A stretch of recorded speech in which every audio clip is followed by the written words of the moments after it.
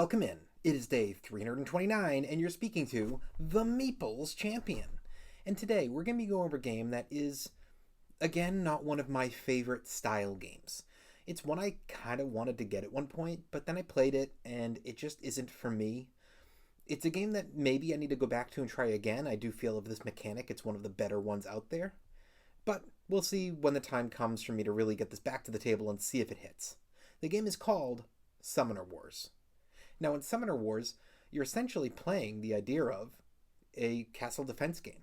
However, unlike most castle defenses we've talked about in the past, Castle Panic, for instance, where you in a group are working against incoming hordes.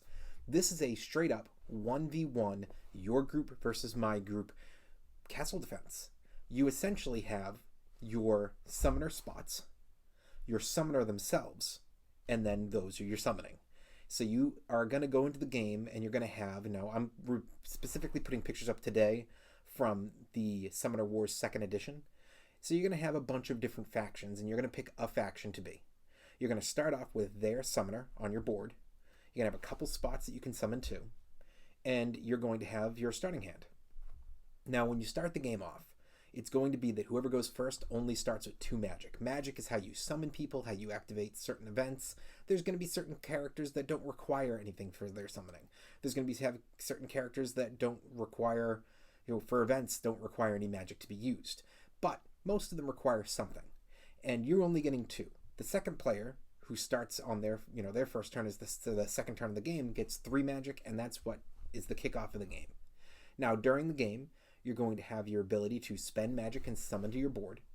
Then you're going to have the ability to move up to 3 different people on the board. And then you're going to have the ability to have up to 3 different people attack on the board. When you do these things, you're going to pull out your dice, you're going to be rolling them out. So for instance, rolling a sword, well, this person comes with X amount of swords. It says they get 3 attack dice.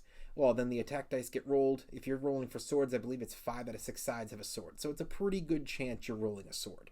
Whereas if all of a sudden you're going to, you're trying to roll for distance, you're shooting an arrow, there's fewer. I think it's only 3 out of 6 sides. So you're trying your best to put together an offensive that's going to be able to attack, defeat the enemies on the other side of the board. Every time you kill an enemy, you're going to get a magic for that.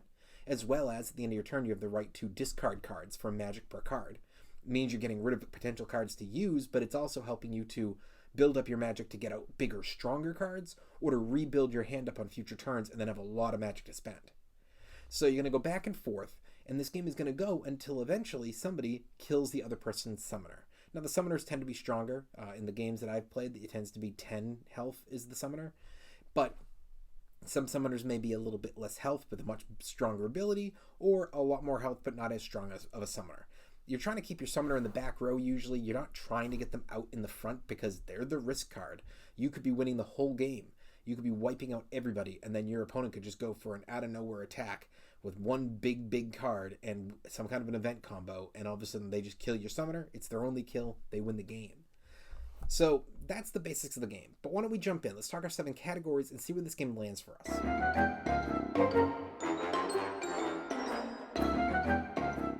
When it comes to the art, that's the reason I wanted to play the game. The box and the card art are absolutely stunning. I really like them. I think they grab the eyes of most gamers out there. Thumbs up.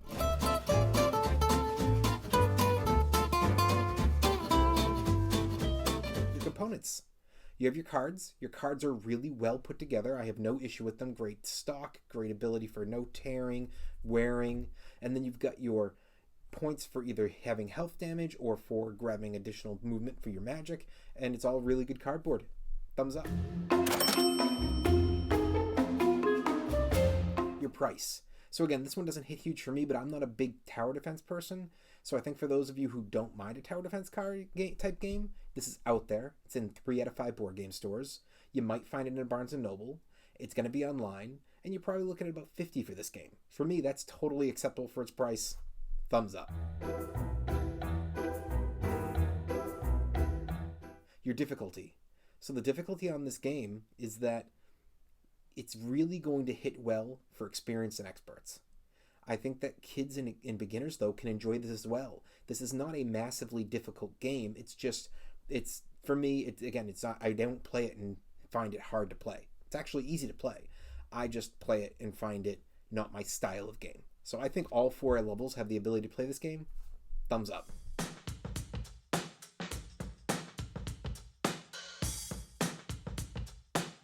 Replayability. The game doesn't take long. It's probably about 45 minutes, maybe a little longer on your first or second game, but once you know what you're doing, or if you're playing a faction you're familiar with, it should be under an hour. And for me, that means this is a game you can easily get to the table multiple times a year. This might be one that you're playing with a friend one-on-one when it's, hey, I got a day around and there's nobody else around. This isn't one that needs a big group. It's only one other person. It's a thumbs up.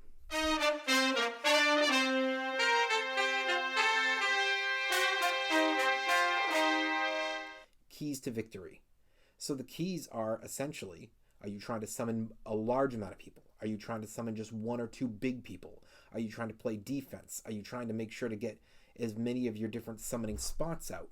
Are you trying to go on offense and get to the other side of the board? Are you playing characters together as combos, or are you playing as individual attacks, suicide runs, or running out and trying to make sure to give yourself support? Are you making a wall of defense, or are you sectioning off a part of the board? There's so many ways to do this. The game supports so many styles, and depending on the faction you have, it gives you that extra ability of how it may help out. Not to mention how event cards can really help when it comes to all of this. For me, thumbs up.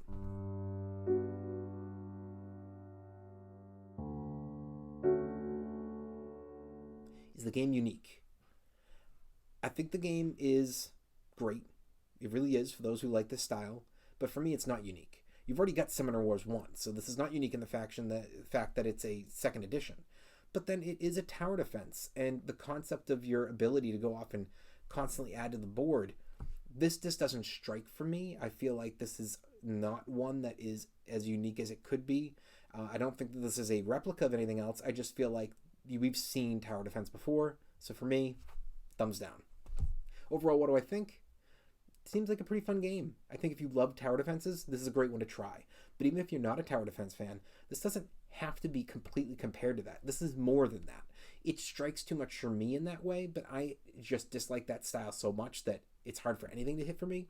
But honestly, if you were to just take out the cards and replace them with minis, you can almost compare this to some other games that aren't technically tower defense. And it's really about that one character. You're trying to kill that summoner. So in that way, it's also not a tower defense. You're not defending your castle. You're defending your character. So I think this is a game that's worth a try. It might be one that's worth even just going out and really hunting it down to try to get this one to the table, because I think it is going to hit for a lot of you. Well, it has been day 329, and we've been speaking about Summoner Wars 2nd Edition. And you've been speaking to the Meeples Champion.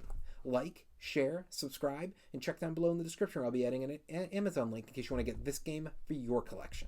And don't forget to jump onto Board Game Arena and look me up under the Meeples Champion, ask me to play a game, or send me over a friend request. Until next time, I'll talk to you tomorrow.